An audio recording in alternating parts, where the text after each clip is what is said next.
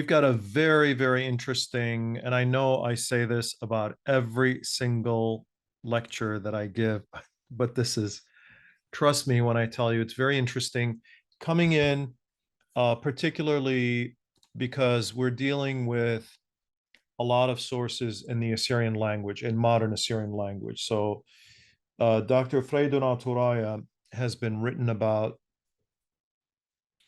really very little in non-Assyrian sources. One of the ones to tackle him, I mean, I wrote about Dr. Freydoun Aturaya and Benyamin Arsanis long ago, but Revival and Awakening, this book published by the University of Chicago Press, has some mistakes in it, but does a fairly good job of documenting a number of issues that Assyrians dealt with during this time, and is making the reader familiar with the early nationalist movement, although attributing it to the interaction of Protestants, mostly of evangelical Christians from the United States, Protestants, and so on. So I a little bit of a disagreement with Adam Becker on that issue, as well as Adam Becker feels that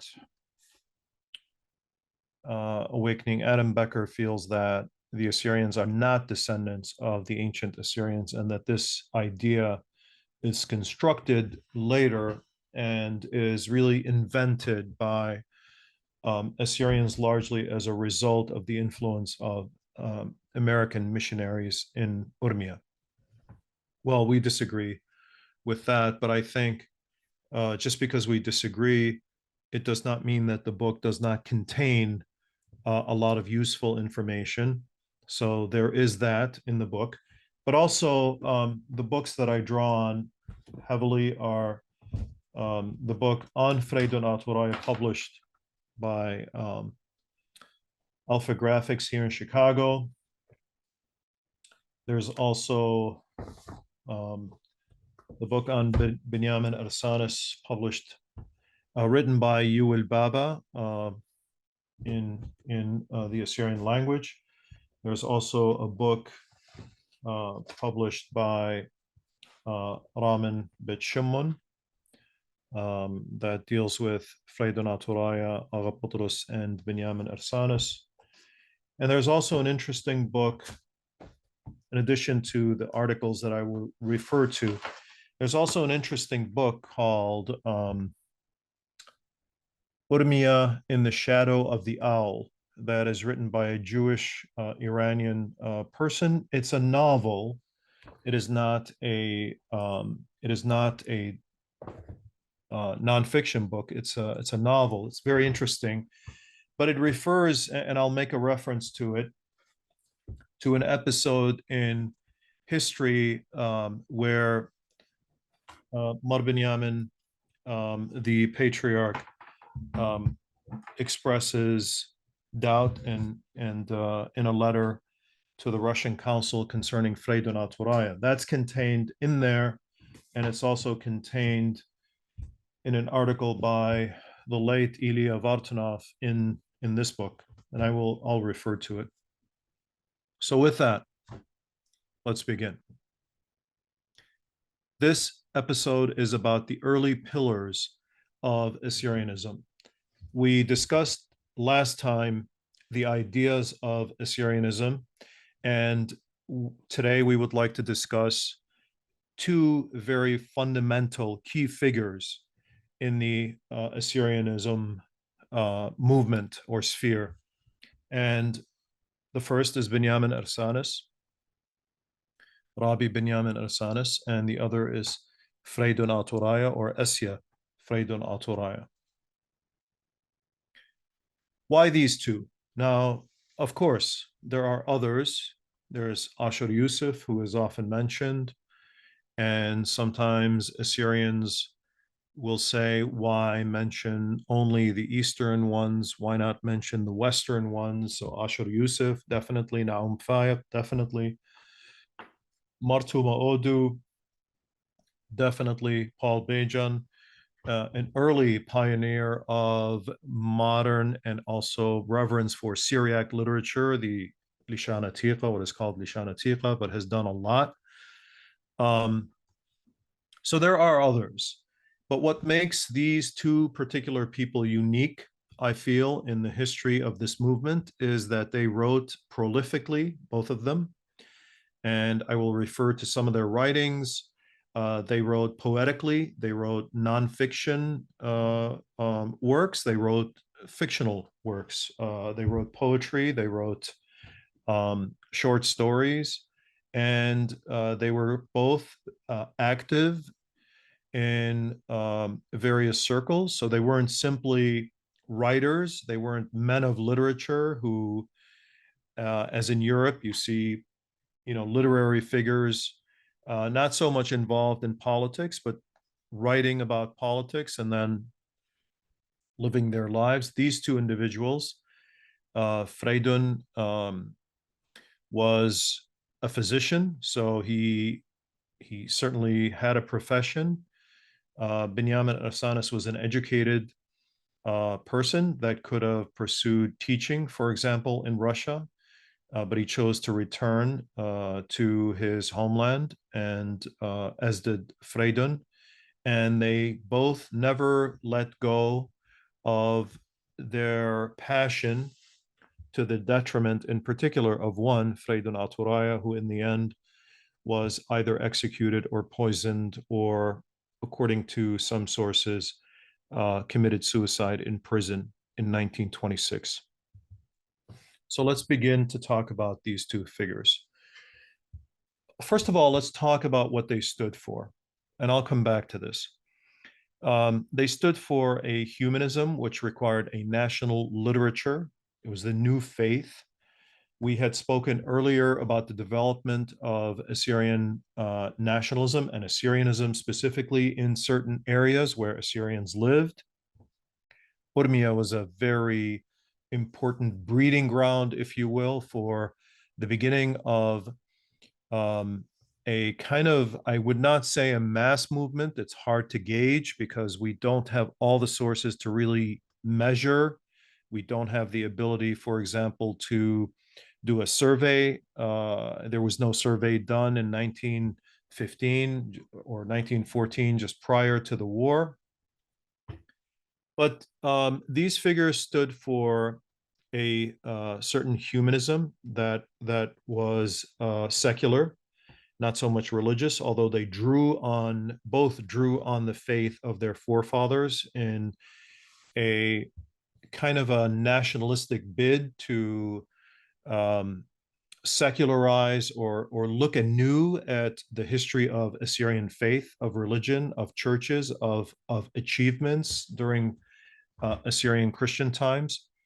Both shared a link to Russia and its literature, were influenced by Russian thinking and Soviet thinking.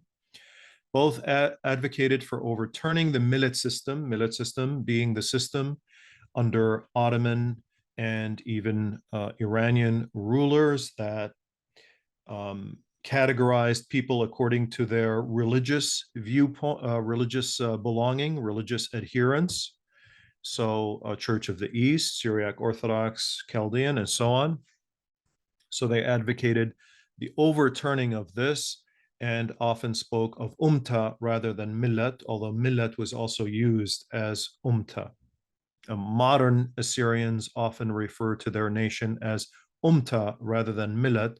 Millet has become a term that largely Assyrians from Iran or Urmia use. Milletayuta instead of umtanayuta, but the modern term really is umtanayuta. It's the term that Freydoun Aturaya and Benyamin Arsanis advocated. Reliance on the greatness of ancient Assyrians, both advocated this very strongly in Assyrian Christian literature, and accomplishments to inspire the young. Education was critical to both men, including language knowledge, science, imagination, and character. They both glimpsed an opportunity for a political solution, and we'll talk about that in particular in the case of Freydoun Aturaya, Freydoun Aturaya. But these glimpses, these hopes, these dreams were quickly shattered, either because of internal discontent among the Assyrians themselves, or internal divisions, or because of the impossibilities that they faced in the environment that they were in. We had earlier referred to the Assyrian Peace Conference, the Paris Peace Conference, and the role of the Assyrians in it. And I was just asked recently whether it would have made a difference had a certain personality been present instead of the ones that were present, or if there were additional people that could have attended.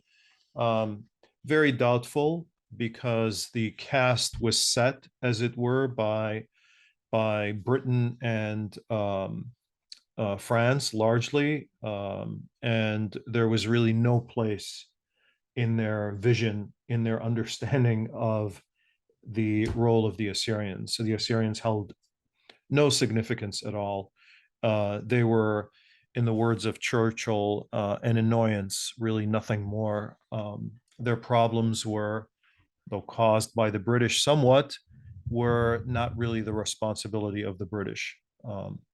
And this is, of course, not to say that the Assyrians did not have advocates within British and even French circles. But the point is, the centers of power really had no plan, no vision, no understanding with the Assyrians as to their future. So let's talk first about Rabbi Benyamin Arsanis, who is lesser known than Freydoun Aturaya. Now, there are no specific writings on the life of Benyamin Arsanis prior to the book that I had referred to, which is The Life of Benyamin Arsanis by Yuval Baba, which was published in California some years ago. And this book is largely based on correspondence received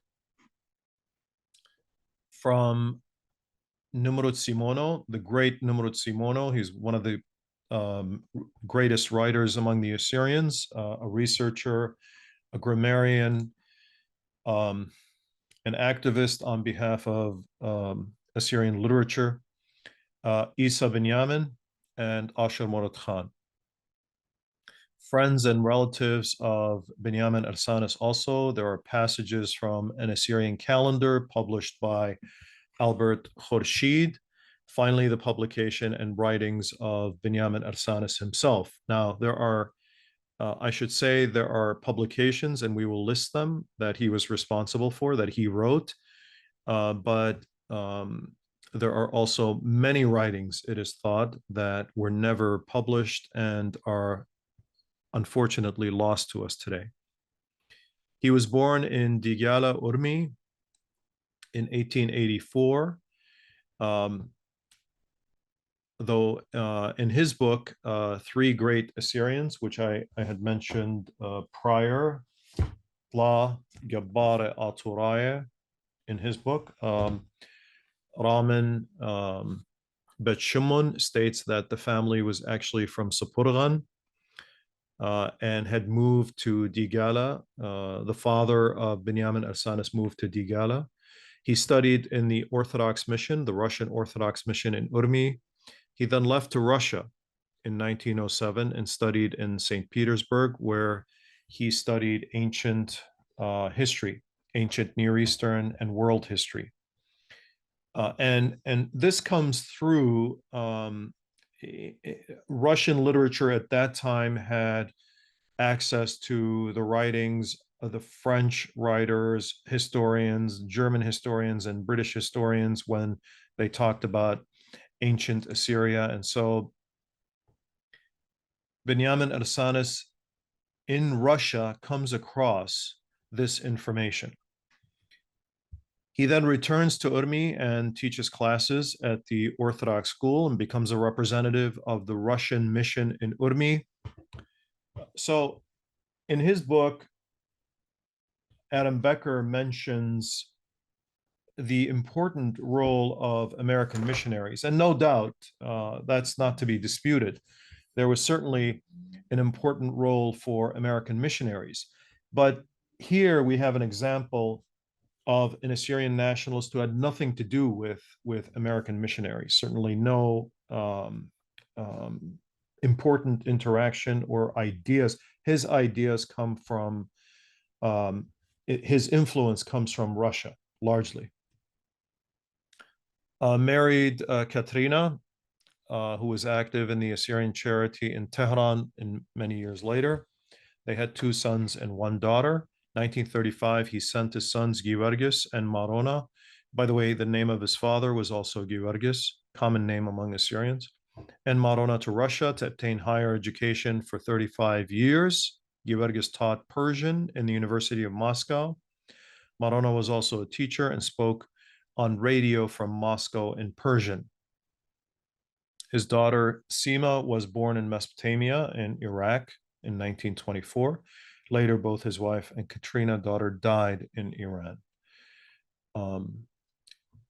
All of this really comes from the work done by Yuval Baba, which is again resting on the foundation of all of these correspondence between Nimrod Simono, Isa Benyamin, Ashur Murad Khan, and the writings of Albert Khurshid in Iran. After 1918, he lived at a time in Iraq and taught at the school of Reverend Yosef Paleta in Mosul. He then went and lived in Iran until his death. And I do have a letter that I'm working on the translation where he's writing, Benyamin Arsanis is writing to Surma Khanum, was provided to me by Mr. Sam Darmu. That letter is a very interesting letter reflecting the sadness and tragic outlook that Benyamin Arsanis had. He was extremely unhappy in the situation that he was in. There are many reasons for this. We're still exploring an analysis of the letter that will take a little bit of time, but it will be fully translated and I'll be happy to share it with you at some point. From the publication in Kichwa, it is evident that the goal was to operate an Assyrian press that was independent from the influence of the missions, although he was associated, again, with a Russian mission in Urmi. He sought independence in thinking of his nation. At that time, he also established Destet Saprayuta Surieta, Assyrian literary group, or Syriac literary group, if you will, to encourage the love of literature among his people at the time. He was the editor of Khushaw Dincha in Urmi and helped establish Shotaputa Umtanetad Aturaya, Assyrian National Association, in 1913. He became the leader of the Assyrian Council, or Mutwa, in Urmi for a time. He and Shlimun of Salamis were students, according to this book, but I would say colleagues of Dr. Freydoun Aturaya in nationalist thinking. He was, it is said by many, a great orator and often spoke at events to encourage other Assyrians. When I met his son Marona many years ago, I really regret not recording him. I should have recorded him. But one of the things he said about his father, his late father, Benyamin Arsanis, was that he was a very energetic person, very high energy and oriented towards achieving a great deal for his people and for his family. I should add one note here concerning the teaching at school. It is said, although I have not been able to verify this, but it was said by the late Shamasha Yosef of Nara.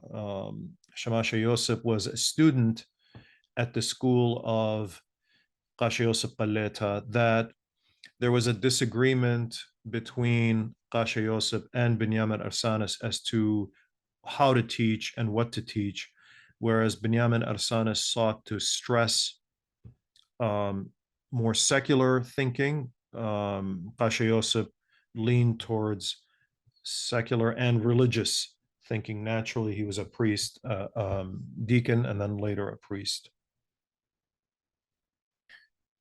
So the legacy of Benyamin Arsanis is with us today. Rabbi Benyamin is Benyamin Isa states about him that the late Rabbi Benyamin Arsanis during his entire life was an activist in society and literature of his nation. So Saprayuta, he had always fought against the evil forces of those who were against the Assyrian activists. He was always a thorn in the eyes of those against Assyrianism, Aturayuta.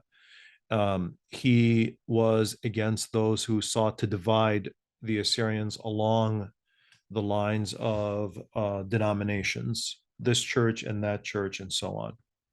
Yuval Baba says he passed away as a poor man, but with a treasury of writings that will remain in the memory of those who have a love for their language, literature, and feelings or sentiments for their Assyrian existence. He always preached national unity, renewal, and resurrection. In 1958, the Assyrian calendar published in Tehran recalled him and said, Rabbi Benyamin is not dead. He spread the spirit that still lives within our nation. So his legacy lives on in one way or another. He's responsible for several volumes of writing, teaching the Assyrian language, volume 1 and 2, Fall of the Assyrian Empire. This is not a great volume. It's a smaller volume, but it's a very concise history of the fall of the Assyrian Empire. He wrote Assyrian proverbs, Metle Aturaya, short stories. He wrote a book of riddles. He wrote Assyrian history relative to the Kurds. He had an interest in relations between Assyrians and Kurds.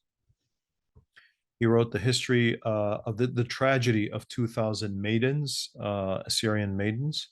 He wrote a history of Purqanet Iran, or Rescue of Iran, numerous articles and periodicals, and speculation as to many works that remain unpublished. So the investigation as to his further works continues. Well, he wrote a very important article in Kichwa in 1916, and I'd like to go over some of the points that he was making because he and Freydoun Aturaya felt very strongly about the importance of knowing precise history. Now, he's come back from being in Russia, being influenced by many of what we call Orientalists, writers about the East who happen to be European. And he comes back and he looks at his people in a way he is, and oftentimes Yuval Baba writes this, he is very angry, he is upset, his expectations are high about his people, and he sees that they're not as they should be in their thinking concerning their heritage, their history, their roots, and so on. So one of the points he makes is that we do not know our name and do not strive to know, that we're not curious as a people, and we should be. In this way, he says that we are uncivilized as a people. So he's critical of the Assyrian people. By the way, this pattern of thinking about the modern people versus the ancient past is very common among many of the nationalists in world history, not just Assyrians, of course, among Arabs, among Kurds, among European nationalities. So it's a very common pattern to be critical of the present, to look back toward the past with a very idealistic view, and to try to reshape the future according to the greatness of the past. Very common. We should be grateful for the discoveries of Westerners of Nineveh, Erbil, etc. So he's acknowledging that Western writers have done a lot to find out about our history, and we should be as curious as they are. Otherwise, we would continue with the same errors, meaning we are not the ones to have discovered this knowledge, and so we owe uh, a depth of gratitude to Western writers and thinkers and scholars. We now know that we have roots, as all nations do. Itlan uqre. Some of us think that we are descendant from Aramaeans, Aramayat Surya, he says, and that is why we call ourselves Syriac, Suraya. But this is a big mistake. They entered Mesopotamia at a later time. He's going over history. He is giving us his understanding of history at the time. He tells us that although the Aramaean language had an effect, it is not ours.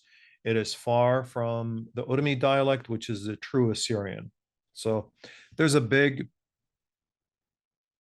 I shouldn't say a big debate. I think it's people are sometimes say it in jest that our dialect is the more correct dialect. So I'll leave it up to you to imagine what ancient Assyrian sounded like, or the closest dialect that it was to today, if we compare it to the dialects of Assyrian today. The name Syrian or Suraya comes from our conversion to Christianity and its association with Syria, and taking the disparagement of the prophets of the Old Testament into consideration.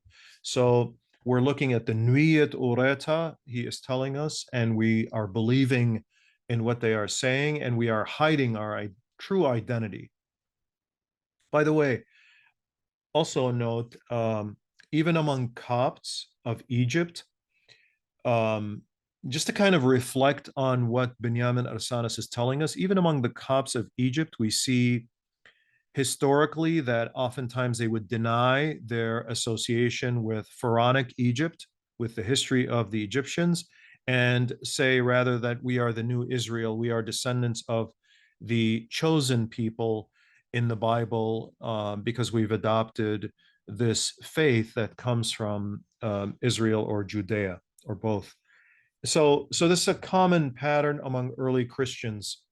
And so Benyamin Arsanis is referring to it and rejecting it. He's criticizing it. From now on, we should take on the correct name of our ancestors. When we had existence, Ituta, we called ourselves Aturaya or Assyrians. Now that we are weak and dying, we adopt this term that means ruin, khrawa, which is Suraya. So he's opposed to the word Suraya. Now, we need to clarify that this idea that we are Aturaya, not Suraya or Keldaya, is not really geared towards creating any kind of denominational issue. This is geared towards bringing everybody together under this name. This is his idea. He's being critical of everybody together, and he's saying everybody together, whatever they call themselves, whether it's Nostornaya, Church of the East, whatever, come together and realize our roots. And that's a very important thing. And this way we uplift our people into the modern times and think like many of the European nations are thinking, the way that Western nations are thinking. So to give you an idea of his folk tales, there is an interesting story that he writes. It's a short story. It's called Yuhannan Qumta, Yuhannan Qumta, Yuhannan Rise and Come. It's an interesting story. He does not attribute it to any one story, but there's an interesting Russian story that matches it. But I'd like to tell you a little about this story. It's a story of Yuhannan and Maryam, a couple that lives in an imagined land. He calls it Zonit Kiwiyuta, which is during the times of that there is no civilization, although he refers to churches and priests and banks and so on. So it's an imagined land where this couple lives, and they happen to be very wealthy. Yuhannan and Maryam are very wealthy. And he criticizes them because they refuse to help their people.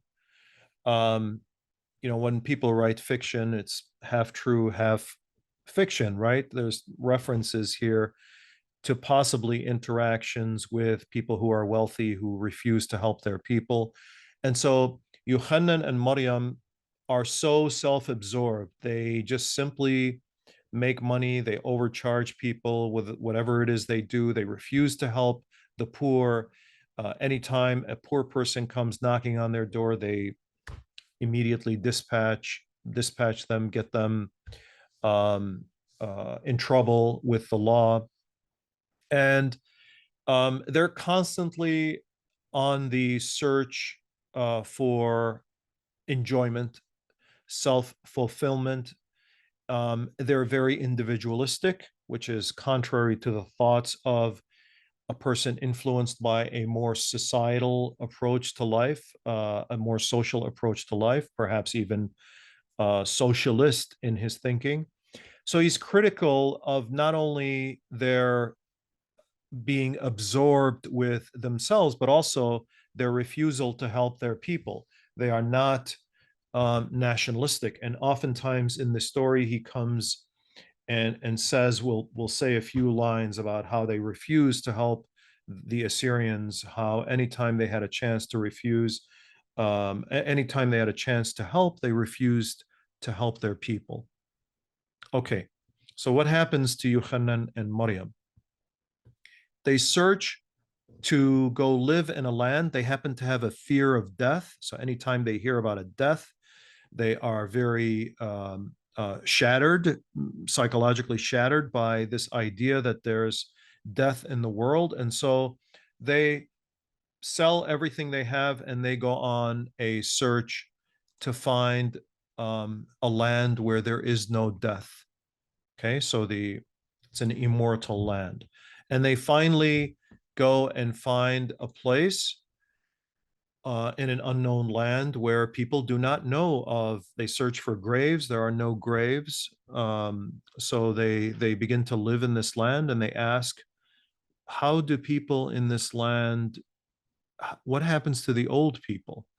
And they are told that from far away, this voice comes and it says, so and so, rise and come. And so the person has to is kind of pulled towards the mountains where this voice is coming from. This voice from a distance comes and tells you, rise and come. And so one day, spoiler, one day, Yochanan hears this voice. And despite all his wealth and despite a struggle, the voice comes nearer and nearer and tells him, Yochanan, qum ta. Yochanan, rise and come. It's time. So Yochanan is taken away, disappears, and Maryam is left. And sure enough, one day, despite the fact that she has much confidence in her wealth and so on and so forth, all the assets that she has collected, the voice comes for Maryam. And it says to her, Maryam, qum ta. Maryam, rise and come. And she refuses, she hides, she struggles. She says, how can I leave all of this wealth that I have? But the voice does not care about wealth. It is time to go. And so, despite her wealth and her selfishness and her love of self, she is taken away by the voice into the unknown world. Although she does not die the death of an average person, she disappears in effect. And so the moral of the story is that you are a part of society and you should care for your fellow man or fellow woman. And you should care about the poor and you should care about, according to Benyamin Arsanis, your people. And now this story, we are told, is similar. I did a bit of research and it seems to be similar to a Russian folk tale, although there is not the nationalistic aspect that is infused by Benyamin Arsanis into it. But the tale is often referred to as the Immortal Land. tells the story of a man and woman searching for a land without death, and so on and so forth. And of course, the point of the story is that death is a part of our lives, and that we should never leave society, because society is an important part of our lives, and we should not be selfish to abandon life. And that's kind of the idea of the story. In addition, of Yuhanan Qumta, in addition, Benyamin Arsanis wants us to understand that we should be involved as human beings, but also as Assyrians.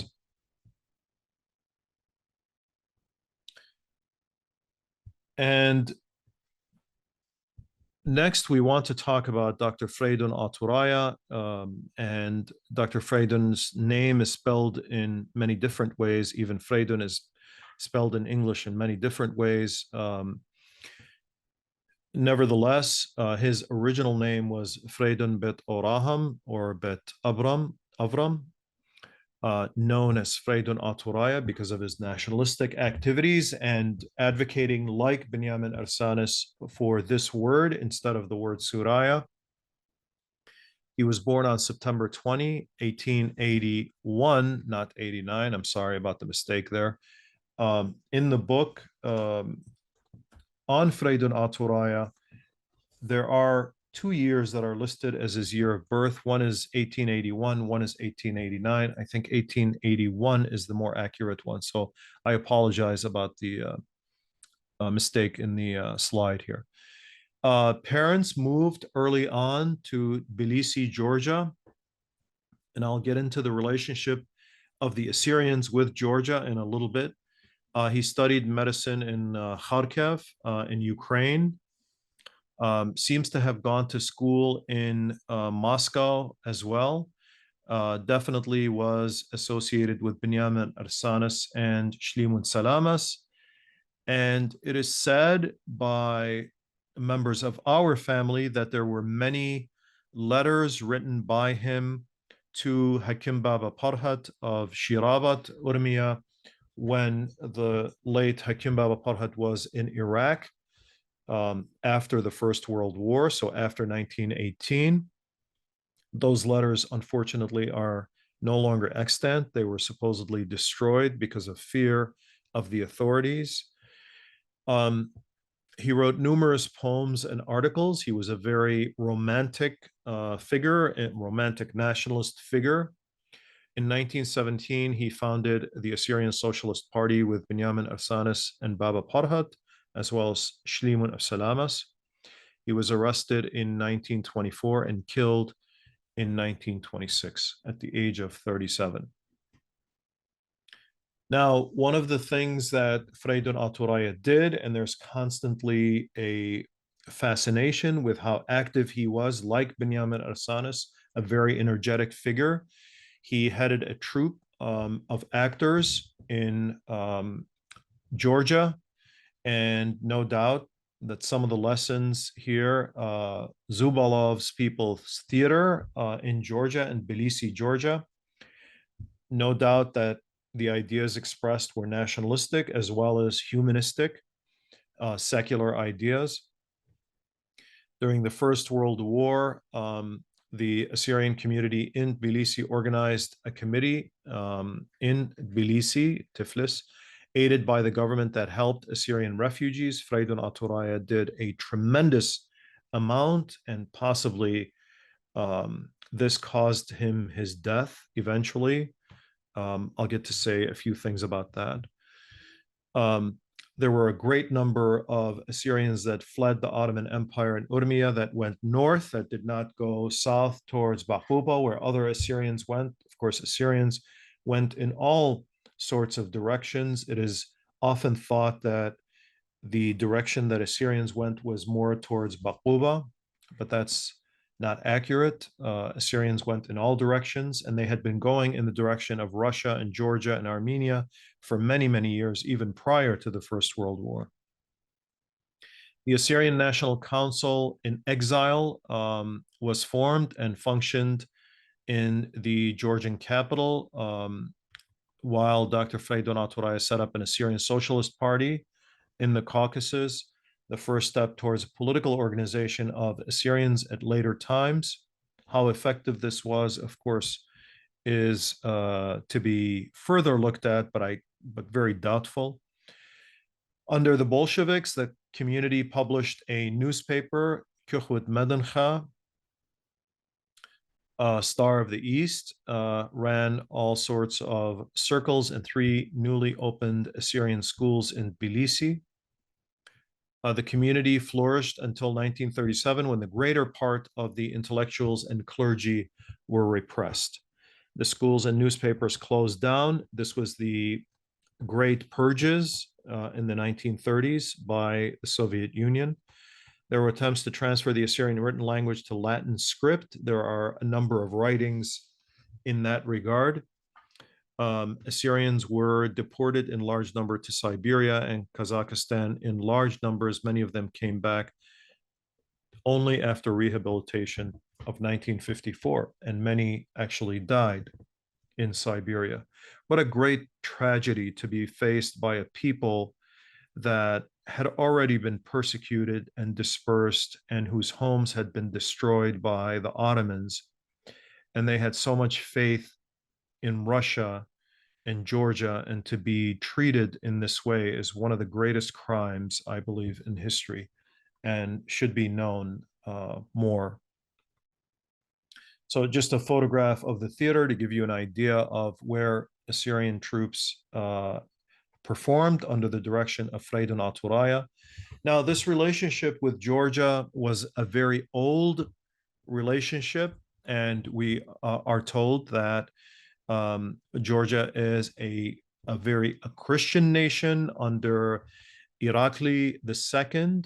Assyrians had written to this Georgian leader for assistance. Marshamun at the time, patriarch of the Church of the East.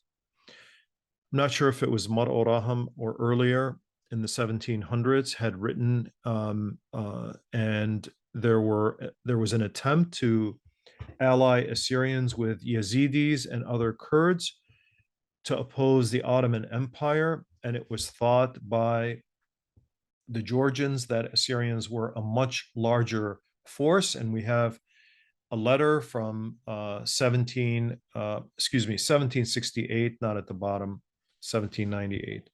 1768, we are told that the Assyrians who are living between Persia and the Ottoman Turks, who are numerous and own mountains and valleys, are all Christian. There are several millions of them, and they have military experience.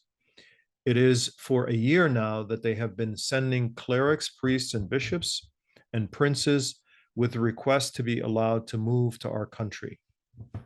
Now, as I said, the investigation continues here to find out more about this relationship that was forming initially, and we are told that a German-trained general was responsible for canceling this attempt to send a Georgian force to help the Assyrians and the Yazidis at that time. And so it came to naught. And of course, this plan was abandoned, and Georgia did not really take an interest, although Assyrians continued to go to Georgia in the thousands prior to the First World War. No formal relationship was formed between Georgia and the Assyrians. Now, what was the thought? What was the mentality? What was the vision that Freydoun had? Like Benyamin Arsanis, he writes in 1911 in Kikhwa that in the past years, many Suraya have spoken about the nation and the weakening of tribalism. In other words, we do see some progress, and that divisions within the Assyrian people are breaking down. Sometimes he tells us in the pages of Kikhwa and other papers, the name of our ancestors, the Assyrians, Aturaya, has been recalled. However, until now, no book at all of the Suraya, except for the selected readings of the Honorable Martuma Odu, Chaldean Bishop of Salamis and Urmia,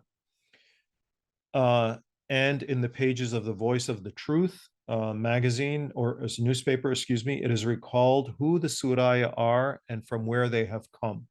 So this obsession with our roots is something very important in his thinking. And it is thought that this national sentiment, umtanayuta, he calls it, of a nation, millet, increases and makes progress when the youth knows the history of his nation, umte, and remembers the deeds of his forefathers, or also is awake and sees indignities suffered, zlumye, suffered due to other nations. There are two primary goals in the projects of awakening. One is to learn the history of our nation, umtan, and the other is to see the indignities, zlumye, of our nation. So learning the history, understanding the tragedies of our nation. The second, therefore, the second goal is being fulfilled little by little, meaning we are understanding the tragedies because that is something that is faced by Assyrians as a whole. But the first is rarely remembered in our writing or in our newspapers. So he's being critical, like Benyamin Arsanis, of the lack of umtanayuta. Therefore, before we can be nationalist, umtanaya, that more necessary task is for us that we learn the history of our umtan, Surieta Atureta, our Assyrian nation.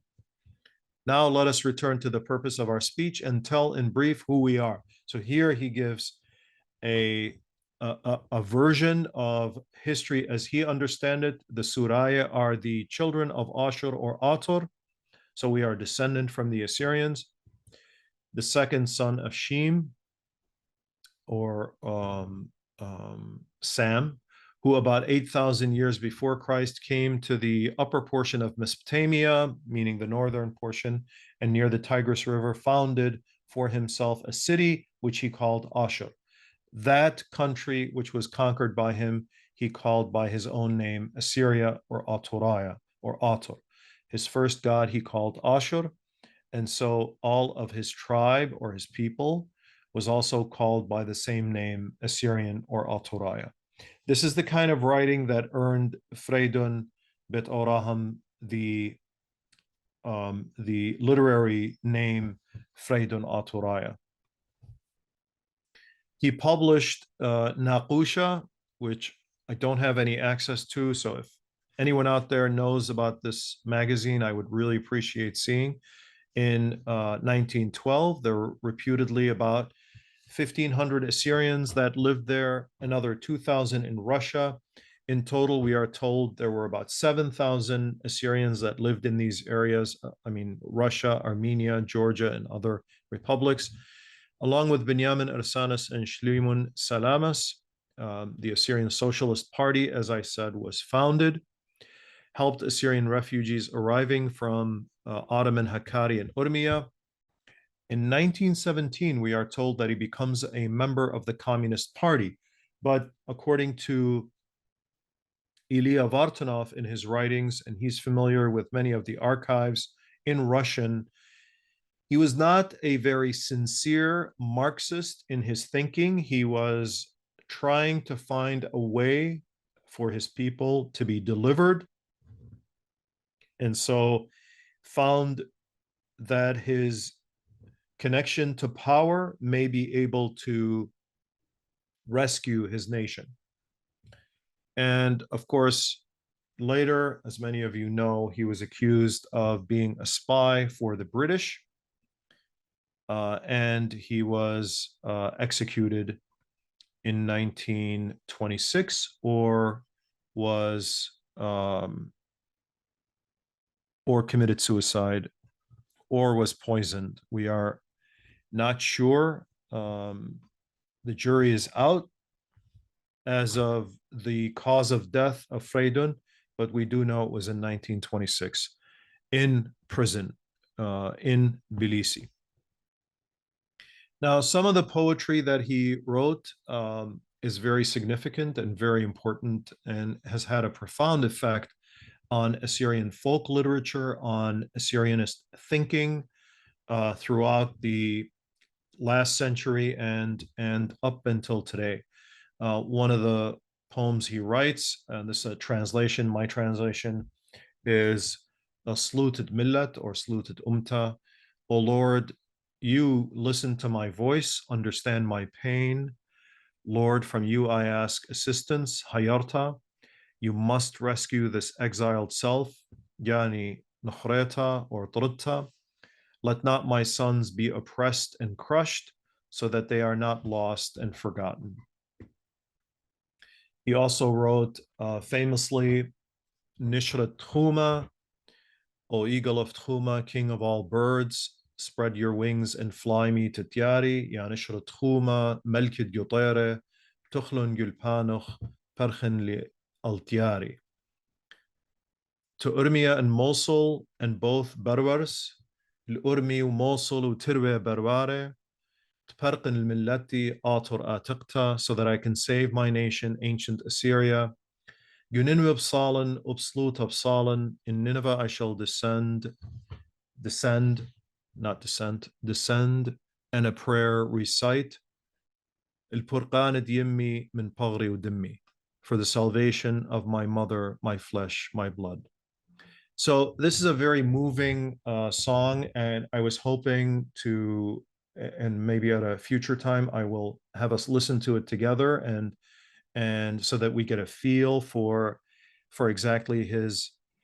It obviously was meant to be sung. It's not just to be simply recited.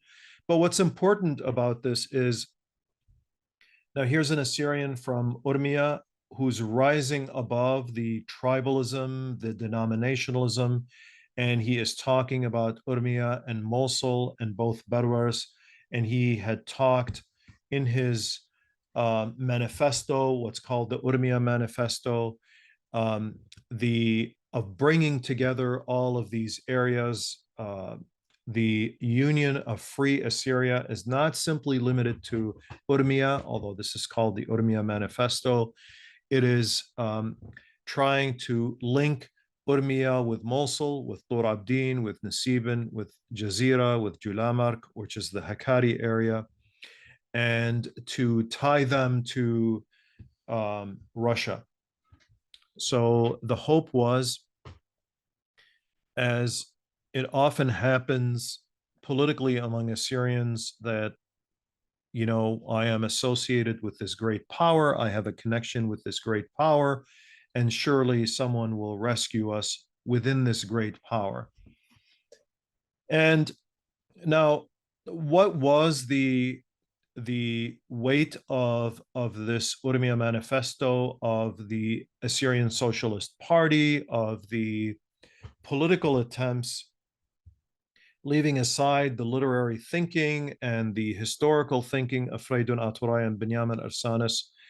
I would say historically, it seems that this all came to naught, and not much influence was certainly among the Assyrians themselves. And within the Assyrian nation, a more practical type of thinking was expressed by Mar Shimon Benyamin, who wrote in a letter on March 15, 2017, to the Russian Council, saying that the thoughts of these people are rejected by us. We do not support these types of thoughts. Certainly, Assyrian independence is off the table for us. And now there might be an argument, one way or another, concerning how dangerous these ideas may have been expressed by Freydoun and Benyamin Arsanis to a lesser extent at this point, more from Freydoun Aturaya. But truth be told, this was not certainly, I would say, looking at the resources that the Assyrians have, or rather lack of resources, lack of military ability, lack of political influence, Certainly, lack of a budget would make the ideas that Freydoun had, although noble, although visionary, although poetic and passionate, would make them seem rather unrealistic. And I think that's what, so that we're not very critical of Mar Benyamin Shimon, that is what Mar Benyamin saw.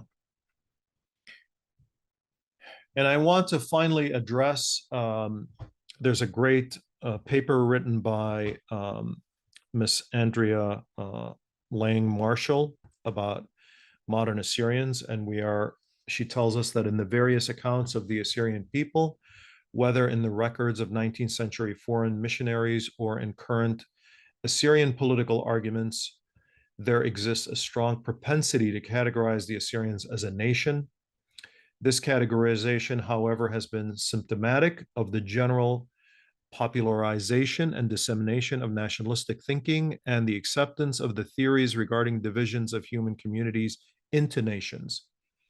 As these modes of thinking were not always the lines along which populations ordered themselves, not just the Assyrians, but others, it is clear that the rise of Assyrian nation, the Assyrian nation, has been the result of a process of change regarding Assyrian self-understanding. For in the 19th century, though there existed articulations of a more secularized and inclusive understanding of the Assyrian community among certain elites, meaning Freydoun Aturaya, Benyamin Arsanis, and others to whom she refers, a self-governing body defined by its particular religious, and the vast majority of Assyrians thought of their people as a millet, or a religious community, a self-governing body defined by its particular religious and theological stance. And so, or Christological stance even. So this is what Andrea is referring to in terms of the attempts made by Freydoun Aturaya and Benyamin Arsanis to rise above this mentality of looking at our people as simply members of a particular denomination. And in her assessment, it just didn't work. They tried, but it just didn't work. It didn't filter down. And I would say that, in conclusion, that Benyamin Arsanis and Freydoun Aturaya did seek to uplift the sex of their people into nationhood, to give them this idea. Both felt that literature communication was critical, and both wrote profusely. Both valued lessons of history and pride in a continuity of that, with that history to be placed in the minds of the youth. Both saw a glimmer of hope in the transformations of society, whether it was in the transformation of Iran early on, prior to the First World War, or in Russia after the revolution, but ultimately failed in realizing these dreams they had. Both continue to inspire Assyrians today. Freydoun Aturaya's legacy and Benyamin Arsanis' legacy, their writings, their thinking, has penetrated the Assyrian mind today. And I would say, just like reflected in the Assyrian calendar in Tehran, Iran in the 1950s, after the death of Benyamin Arsanis, that Benyamin Arsanis lives within us today, within the Assyrians today. And I would say Freydoun Aturaya's ideas, poetry, and voice, along with that of Benyamin Arsanis, still lingers in the minds of Assyrians today.